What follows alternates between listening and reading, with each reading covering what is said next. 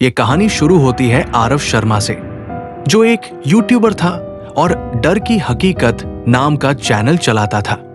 आरव को viral content चाहिए था और उसे कोटगांव की हवेली के बारे में एक पुराने अखबार की कटिंग से पता चला। वो तुरंत वहां गया अपने कैमरे और डिवाइसेस के साथ। गांव वालों ने मना किया, खासकर एक बूढ़ा आदमी रामदीन, जिसने कहा, बेटा वहां जो गया वो कभी नहीं लौटा। लेकिन आरव नहीं माना। पहली रात हवेली में घुसते ही उसे अजीब सी ठंडक महसूस हुई, जैसे कोई बर्फीली सांस उसकी गर्दन पर छू रही हो। दीवारें खून से सनी थी, पर सूखा नहीं, ताजा था। रात 2 पर आरव को अचानक किसी ने जोर से धक्का दिया और वो कैमरा लेकर जैसे ही मुड़ा, वहां एक सफेद साड़ी वाली औरत खड़ी थी। उसके पैर उल्टे थे और चेहरा नहीं था, सिर्फ गहरा काला साया।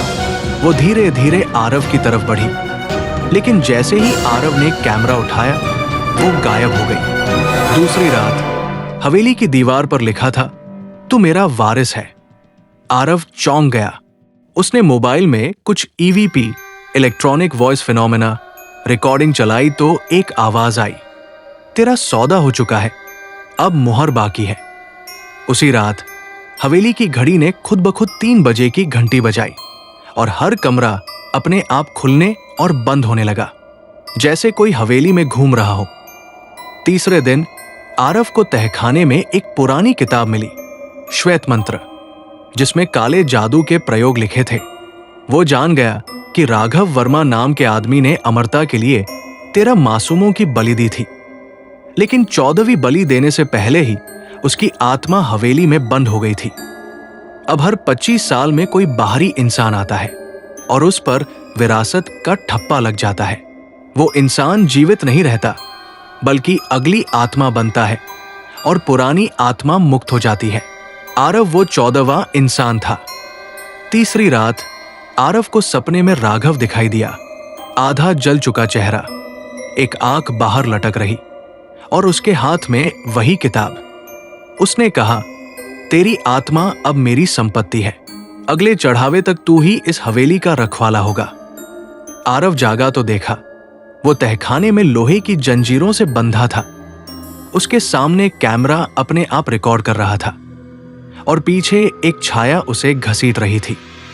एक बड़ा कांच टूटा और उसमें से एक लड़की की आत्मा निकली। मैं अंजलि हूं। मैं 1984 में मारी गई थी। मेरी आत्मा भी यही फंसी है। अगर तू मुझे मुक्त करेगा तो मैं तुझे बचा सकती हूं। आरव ने उससे मदद मांगी। अंजलि ने कहा, उस तहखाने में राघव की असली देह आज भी एक लोहे के संदूक में कैद है।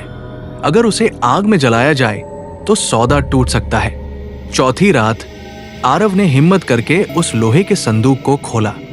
उसमें सड़ी हुई लाश थी, पर उसकी आंखें अब भी खुली थी।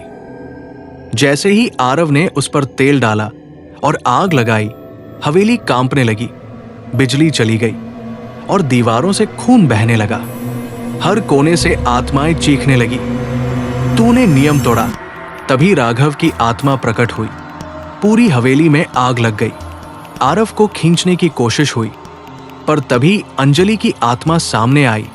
उसने आरव को बचाने के लिए खुद को राघव के हवाले कर दिया और जैसे ही राघव ने उसे पकड़ने की कोशिश की, पूरी हवेली एक विस्फोट जैसी आवाज के साथ ढह गई। सुबह जब गांव वाले वहां पहुंचे तो हवेली खंडहर बन चुकी थी। बस एक मोबाइल कैमरा मिला, जिसमें सिर्फ एक आखिरी रिकॉर्डिंग थी।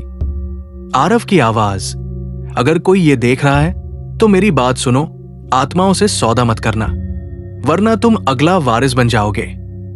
आज भी वो वीडियो YouTube पर मौजूद है और कहते हैं, जो भी उस वीडियो को अंत तक देख लेता है, उसके सपनों में वो चेहरे के बिना औरत आकर पूछती है, अब अगला सौदा